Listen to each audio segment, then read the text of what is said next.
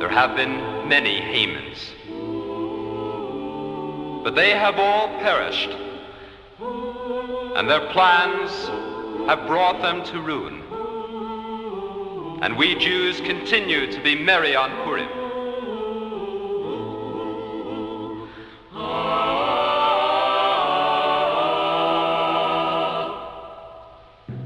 This, then, is the story of Purim. These were the events that came to pass in the days of Achashverosh. And the day of Purim shall not be forgotten, nor the memory of the beautiful Queen Esther and the wise Mordecai. And so it was written by Mordecai, and so it is recorded in our holy writings. And this story is told and retold through the ages. And so it is, even to this day.